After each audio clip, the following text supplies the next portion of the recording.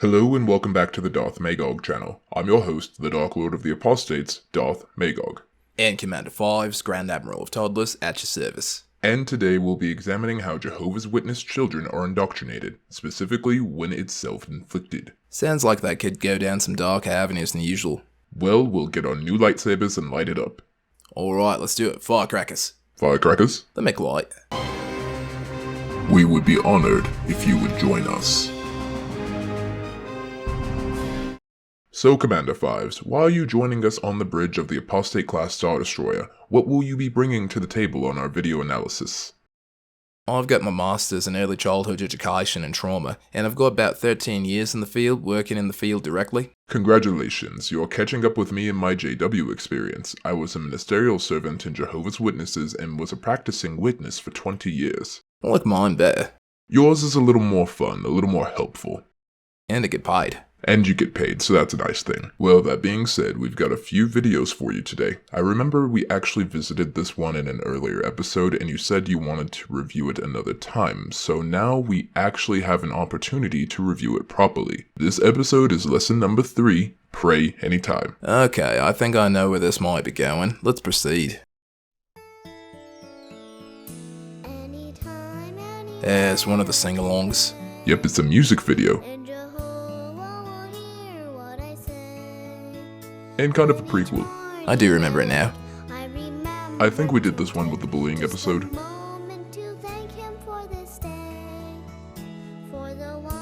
So there we are praying over breakfast, and Sophia's also hanging out with her butterfly and praying at the bus stop.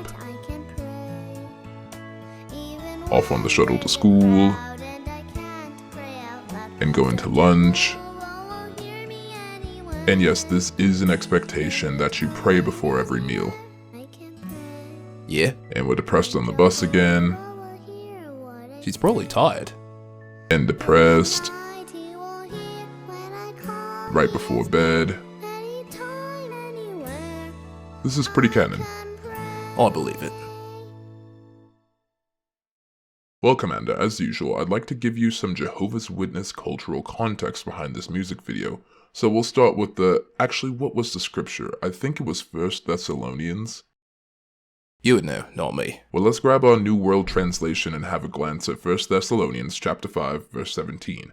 And it reads, You ready for this epic Bible story? Never. This super long one. We're gonna be here in minute 5. Are you ready? Never, but continue. Verse 17 reads, Pray constantly. That's the verse. It's like the other one. Jesus wept. Ha, that was the whole verse. That's the other mini verse I know. Alright, short story long on this one. Yes, Jehovah's Witnesses believe prayer is their open channel of communication to Jehovah, their God. Culturally, you're expected to pray at any given opportunity, or just to thank Jehovah for things. So you pray in the morning to thank him for the day you're going to receive. You pray before a meeting to have guidance so that you can have the spiritual food nourish you properly. That means the Watchtower material, so you understand the Watchtower material. That's another internal term. You pray ahead of meals to thank him for the physical nourishment, and you're also allowed to pray in times of duress. You also have the option of praying out loud and praying silently, and there are also group prayers. So, usually in a home setting, a group prayer, the father or the head of household will lead the prayer. And obviously in a kingdom hall setting, either an elder, ministerial servant, or a similarly qualified brother will offer prayer at the start of the session, and then at the end of the session is how that works. So when they say pray constantly, they mean it. Yeah, I got that gist. So that being said, does this have any impact from a childcare perspective? I know you said you wanted to analyze it, but I wasn't sure why. It didn't seem that interesting to me, but I also grew up doing this. Yeah, I don't remember what I was thinking then, but what comes to mind now, have you heard the commentary about how homework, especially excessive amounts of homework, is preparing children to be workers under capitalism, and they can expect work to infiltrate all the time, including their home time and their free time? I believe I heard theories like that, yes. So this is that, but for religion. Elaborate. In her case as a child, who doesn't have any autonomy and doesn't have full understanding, the pressure to pray is always there and she can't get away from it, the equivalent of a child who can't get away from the demands of school. and then it goes into adulthood, into the workforce with those same expectations. An over-domineering boss, in this case you have an over-domineering god, an organization, and elders and family. Probably. Correct on all counts. So that's the parallel I've drawn. Does that make sense? That does make sense, actually. So if this were an adult who had autonomy and just wanted the option open for their own comfort and their own reasons, fair go, mate. I'll leave the grown folks to it, but for a little kid, how distracting must that be? And you can probably tell me how distracting it is from other things that are going on around you to have that pressure. Honestly, it just got to be kind of a reflexive, ritualistic chore. At that point, and there were points when my family wasn't active, but we'd still pray the same prayers as children. You're not even supposed to do that, but it was kind of a habitual thing, use the same prayer ahead of every meal. Just by rote? By rote, yes. Yeah, well, in that case, I can see it being a bit less distracting, but still not being able to turn off the religion or turn off your obedience to Jehovah, even at school when you have other demands of your time. Did it get in the way of your ability to learn? That's my other big concern. I mean, not really, but I'm not gonna lie, I wasn't the best about praying at school. It always made me feel a little weird, and it took time away from things I was in the middle of. Well, there you go, that just summed it up. Looks like there is a risk for that, for it getting in the way of pulling your attention away from other things. It's like having a stethoscope, probably the wrong medical term there, but constantly in you, like scoping around. You mean like an ultrasound or something? Something like that, like a scope. Oh, you mean an endoscope? Yes. Okay, I got it. Or the Eye of Sauron. That's that's chaos theory. So yeah, happy little video with a dark shadow, as seems to be the case. Welcome to Caleb and Sophia, that's the JW experience. Right, you got more for me? Oh yes, this one's a little more structured, so we've got another lesson. This one is titled Prepare Your Comment, Lesson 14. Okay everybody, let's get ready for the meeting. I really want to comment. Me too. Okay, what do you want to say? I don't know, Dad. Well, You never could really just know. say anything that comes to mind. Or you can prepare. Or you can do both. People do both. This one? Or that one? I like What is that. happening? Of course. It's not Your even mother close. loves you. So she puts the work into making you something delicious. Only mom cooks. Clearly. Same with you. Because you love Jehovah. You want to give him the best. We've seen him cook. This is why you must prepare your Yeah, it's moment. been some scenes. But how?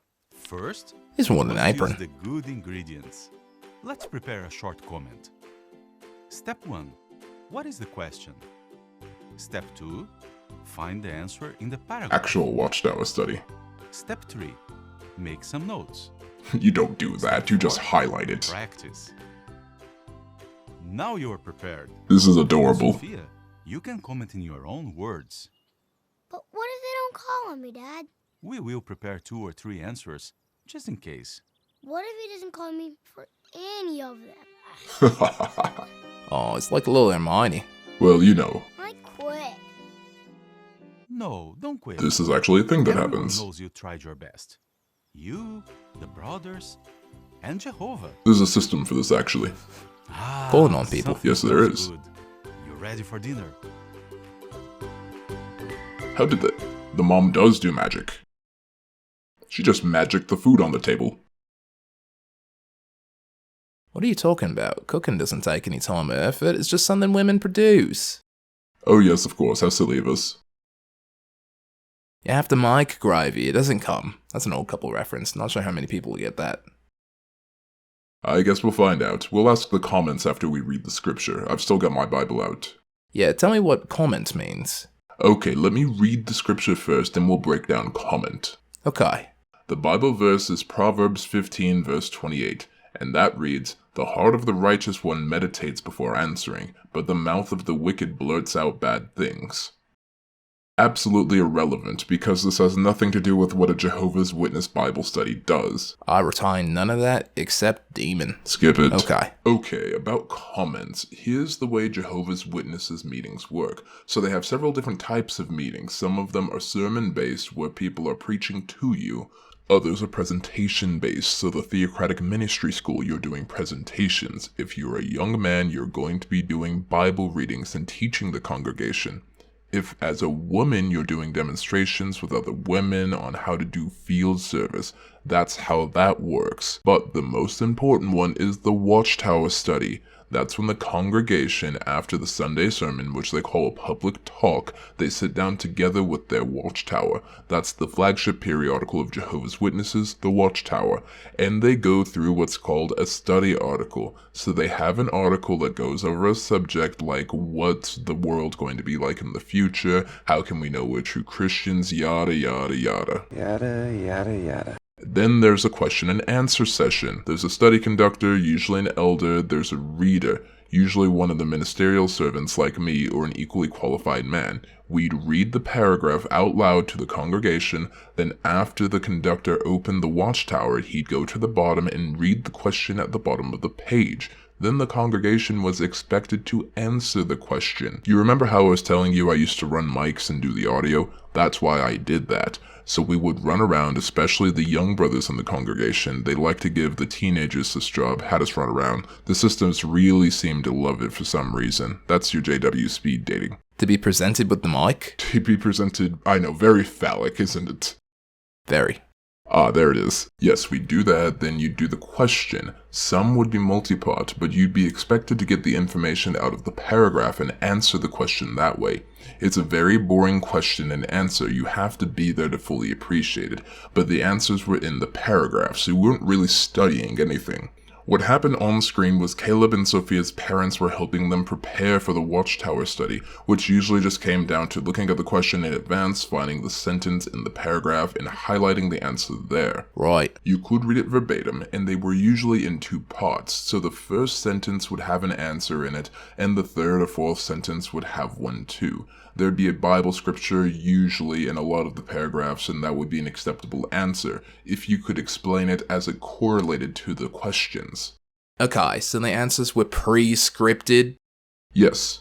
Silly me, why would I ever think there'd be an opportunity for critical thinking? No, you have to make sure you're getting the right answer, because that answer is from the faithful and discreet slave, aka the governing body, who, despite their claims of not being inspired, actually do believe that they are Jehovah's spirit-guided channel that is getting all of his information and dispersing it to his faithful sheep. That's what they were doing, so they're going through the indoctrination, they're reviewing the printed propaganda, indoctrinating themselves in advance, and then when they get the indoctrination repeated to them, they can answer, and then that's more of an affirmation, and of course you get, usually at the end of the meeting, you'll get so many answers, and people will say, hey, I enjoyed your comment. It's another way for older members of the congregation to encourage younger members to keep doing that. That's functionally what it is. Caleb was worried about not getting called on. There's a little bit of a system I remember we used to do. If you were conducting a study, if you saw someone who had answered, you wouldn't call on them immediately. Gotcha. You'd go to someone else who hadn't answered. That's what you're supposed to do. Sometimes people don't get called on. Some articles are shorter than others. That's the best I can do without taking you to a kingdom hall. Please don't. That's the best I can explain it, I think. That being said, Commander, do you have any concerns about this as a childcare expert, how this could affect children's learning and their development? First and foremost, what I said about the lack of critical thinking, so you're not being asked to critically reflect on the verses or anything like that, would not produce in theology scholars here. There's already only a handful or less of an acceptable answer, and you essentially have to memorize what is— Oh, you don't even need to memorize it, you can literally read it verbatim. Oh, okay, even less brain power. So yeah, what revising, what training for, as is obviously their goal for obedience and a lack of thinking. It's kind of funny, in 1958 there was a Watchtower article, something titled A New Era for the Irish, and they were making fun of the Irish for doing little independent thinking. And not even 30 years later, in an 85 Watchtower, they talk about independence from God, where they decry independent thinking. I'm sure they do. Yes. I'm sure they do, because these cults do not thrive with independent thinking. That is, what's the word? Anathema? That the word? Think so. So yeah, children specifically, at this age, their brains are very flexible and ideally they're taking in all sorts of different things and being stretched in different ways. And the opposite is happening here. They're getting scrunched. Yes, so reducing capability. Yes, just forcing these cadets into a narrow way of thinking. I don't want to get too far into it, but I want to mention, I'm not a neuroscientist, mind you, but that does have physical impacts on the brain. What? Yes, because... Wait, is my brain okay? Yes, I'm sure your brain's fine, my lord. You see, honestly, I'm right impressed how remarkably you bounced back from this experience growing up. Oh, thank you, Commander. Yes, and I mean that.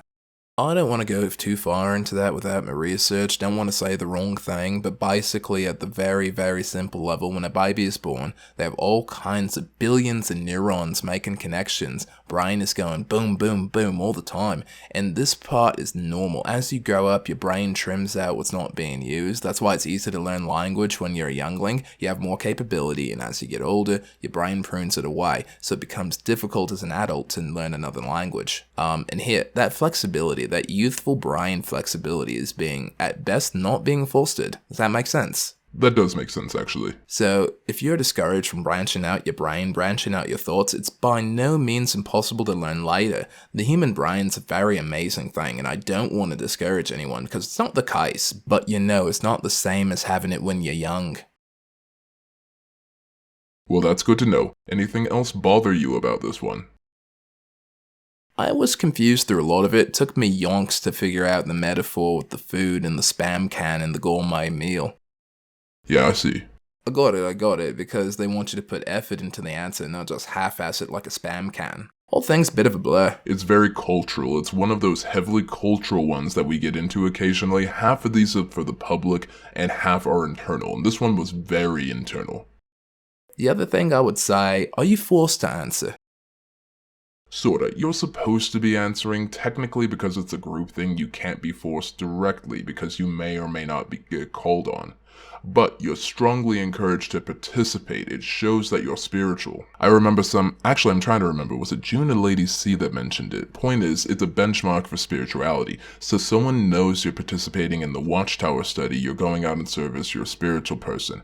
That can affect your social standing. It affects your privileges if you're a young man, or if you're a woman especially. It affects your ability to date within the congregation and the religion, or get married. Because no one wants to marry a non-spiritual sister who isn't participating. Well, my concern there is, especially as someone myself who hates speaking in front of others, what horror, what a nightmare to have to be expected of that every single week. Yes, actually more than that. There's also the Christian Life and Ministry meeting, and you're expected, if you're not presenting, there's still a little bit of Q&A in that. Favored members usually comment more often. And if you thrive in that kind of environment, then fine. But if you don't, with practice, anyone can get good at public speaking, but not everyone's going to like it. It's mandatory. Yeah, no, it's my point. Especially if you're a young kid and one of your worst fears is embarrassing yourself in front of crowds. And no help for that. Nope. Yep, in conclusion, that's my conclusion. Good to know. Okay, how about we get into something a little more recreational? Maybe see if we can turn off some of this Jehovah action here. Let's move on to our next lesson. It's going to be called The Best Use of Time. Oh, I don't like where this is going already. That's too bad, Commander. Whoa, awesome! It's so shiny. You two are really excited about it. They got a new toy. That's the most in tune I've ever seen it be. There are a lot of fun things you can do. Caleb's got Snapchat. Oh no. Oh yes. They're gonna take this away. Oh, just wait. And important things too. It's very digital. Is that our teacher? However, before we let you use it, Always we a catch. establish a few rules. Rules? Yes. As always. Because too much of a good thing can become a bad thing. And too much of a bad thing can just be a fucking bad thing. A wise Indeed. man once said, "There is an appointed time for everything." Something like that. But if you are always looking down at your device, you can lose track of time. Oh no, look at that. Who's he kidding? Like, he's gonna get old in 2 minutes. Looking like Sam Hurd now. Or miss beautiful things happening around you. Yes, that's totally accurate. Flipper does that. Biologically accurate dolphins. See World at the beach. Your mother and I are going to set time limits for you, and you will always be under our supervision. Ah, there we go. They've got jw.org videos to watch. 5 more minutes, Caleb. And she's also reading the magazines. Remember, Time is a gift from Jehovah. We should use it wisely. Isn't that right, honey? That's right. Family selfie time. Now smile. Because she has to tell them. Okay. Well, I guess you have some context for us. I To do have explain Jehovah's that, Witness context. Shabbery. And actually, the scripture almost has something to do with this. It's Ephesians chapter 5, a lot of New Testament this week, but it's verses 15 and 16. And that reads, "So keep strict watch on how you walk, not as unwise, but as wise persons, making the best use of your time, because the days are wicked." So short on that one, Jehovah's Witnesses believe we're living in the final part of the... You've heard the shtick. It's the end of the world is what I'm getting at. So they're always focused on the kingdom, not only living well so that they can get into the kingdom, but also focused on the preaching work. And they want to make sure that they're using their time wisely. The big thing that's been going on is they've been making a big push to make sure people are doing field service. People are exemplary. And things that could distract from that are school. They don't usually encourage higher education.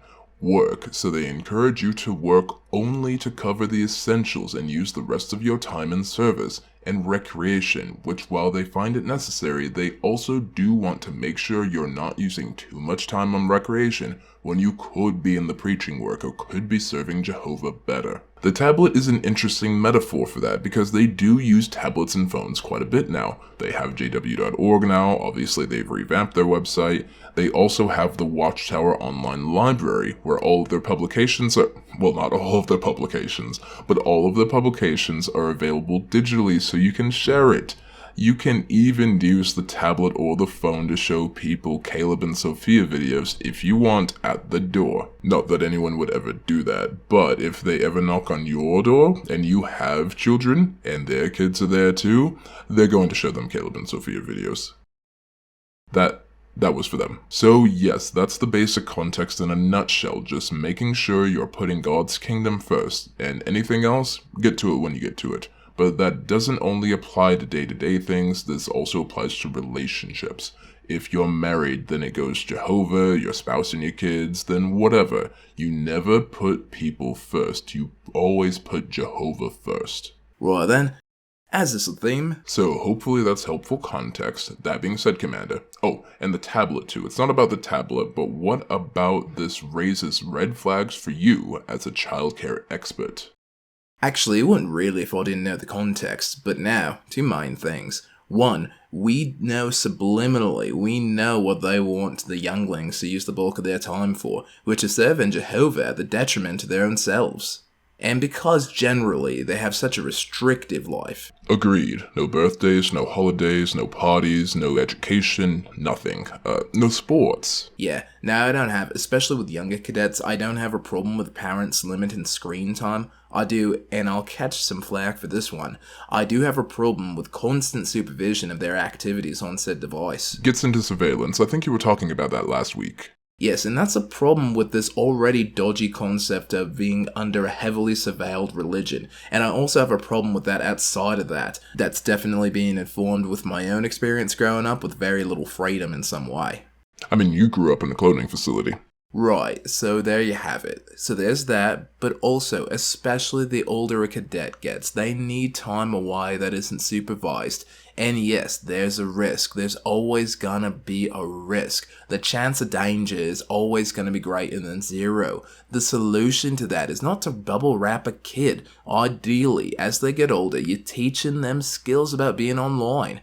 And if the fear is online predators, which is a legitimate concern, the solution isn't to supervise all their online activity until they're of age. The solution is teaching them the skills to start spotting that sort of thing for themselves, and making yourself a resource to go and get help from as a parent.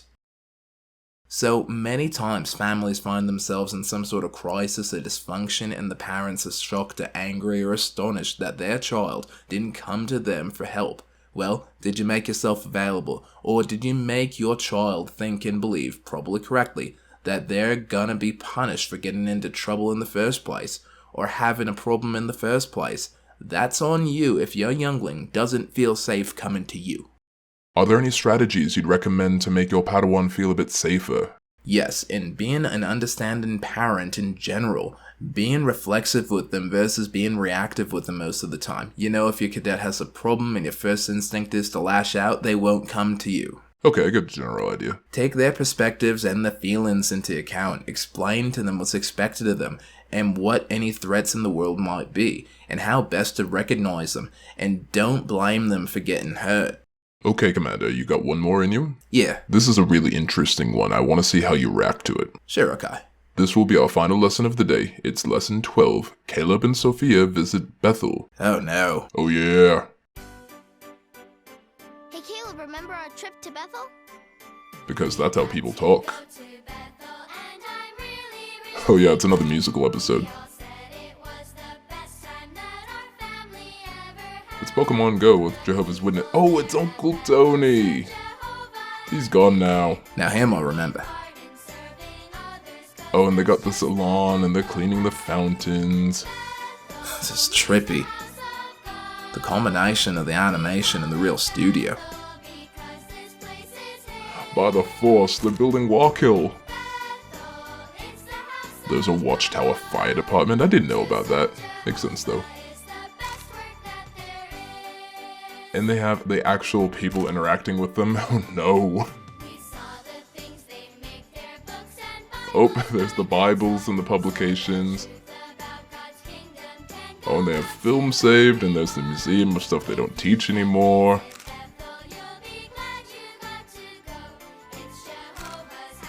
Oof, and they made a sandwich for the cartoon character.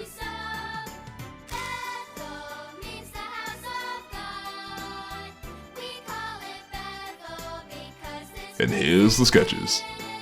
It's like some weird Disney mockery. The sad part is they animated in-house, so this is real. Caleb and Sophia are really at Bethel. Well, sort of. Yeah, but just the song and it's like something you'd encounter in Land Before Time 2 or something. I want to go to Bethel when I grow up.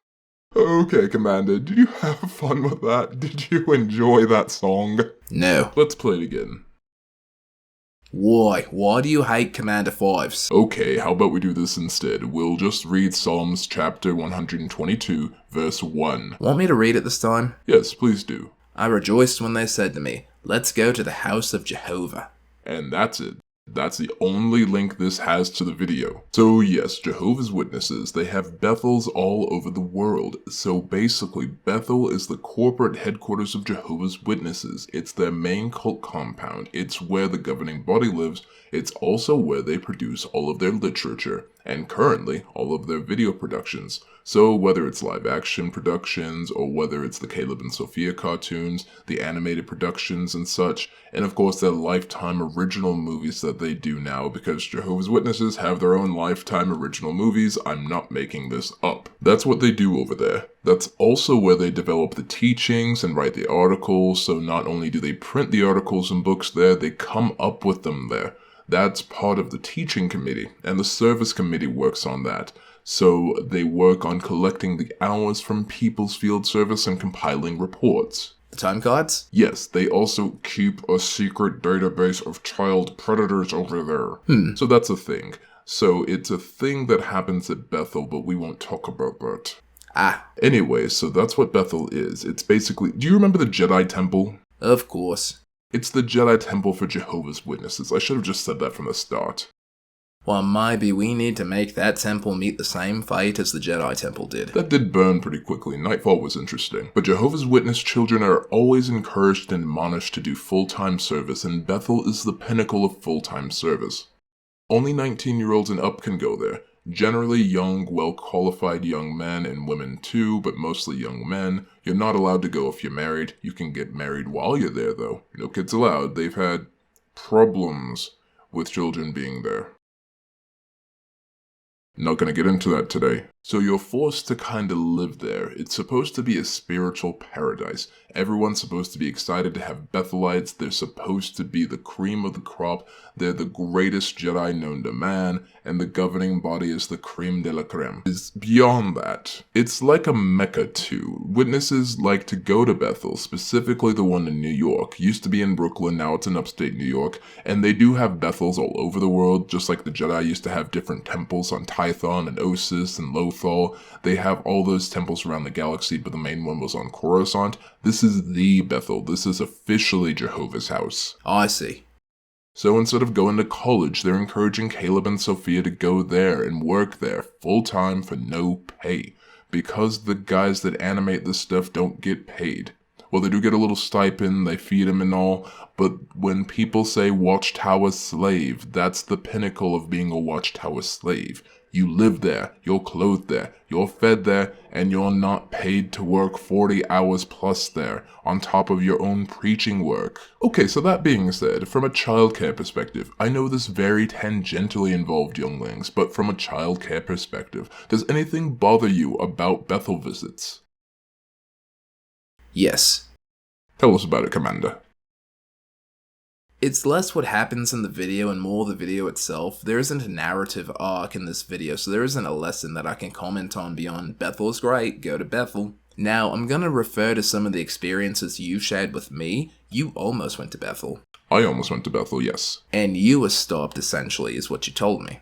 I'm gonna hazard a guess that once you go full-time into an institution like that, suddenly it becomes much, much harder to ever get out. You are surrounded pretty consistently. We've had leakers at Bethel. We had Wakil Pimo, unfortunately, recently outed at Bethel, but he was doing a lot of leaks. He was actually sneaking out, so we have covert agents there at Bethel. Well, that's a story. Yeah, that's a story for another day, but for the most part, that's a place people go to make sure they're the most spiritual they can be. There's a lot of, I understand, you've seen the Pillowgate videos, where there's some homosexual activity at Bethel and people try to go there to fix themselves. It's a very strange environment. It's an insular, strange environment. Must be extraordinarily repressed and also bursting at the seams at the same time. Yes, that's what I understand. Yeah, okay, so watching these kids get taken there and encouraged to one day go there and be swallowed up entirely by this way of life is kinda like watching someone teeter at the brink of getting into an abusive relationship or an abusive marriage, where you can see the problem but they're so brainwashed they can't see it, and you just see them getting further and further away from you into this darkness, and once they're 19, no concerned adult really has a lot of leverage in terms of telling them what to do with their lives. So it's like, what do? It'd really be like that for somebody who's dating somebody abusive or in an otherwise abusive situation. There's not a lot you can do with somebody in their corner besides stay in their corner. Because the more you attempt to argue, the more they're going to isolate from you, or their abuser might see you as a threat and isolate them from you. So it's like we're reaching out to snatch Caleb and Sophia back because we don't want them to go there, we want them to get out. We would like them to get out. We want the fan fiction of grown-up Caleb and Sophia to be true. And what I said earlier about it sounding like something out of a children's musical, just stopping the story to have this musical number, it makes it so cutesy and colourful and fun looking and it's actually not. I can see how it would be very effective propaganda. Makes perfect sense to me. Any other final thoughts now that we've discussed indoctrination of these children and how they're taught to self-indoctrinate? Nothing further on the videos. I do have a funny story though to end it on a high note. Very well, Commander. I'll allow it. So, we've referred a few times to how divorced from religion that Commander Fives is, especially religious upbringing. I didn't have one. Here's how far away I was, and the prayer video reminded me of this. I think this is after my nan died and I was reading old letters of hers, and in one she's staying with the sister-in-law and her husband, and she's describing her day in the letter and how she woke up in the morning and all that, and she mentions overhearing this couple doing their morning devotions. Guess what I thought that was? Oh no. Because the word devotions. Now I said to Echo, "Oh my god, God is bleeding peep show is?" And Echo says, "No, Fives, that's not what it is." That's not what it is. So that's the story. There we go. Well, on that bombshell, I'd like to thank you as usual, Commander Fives. I think your Star Destroyer has almost been reassigned?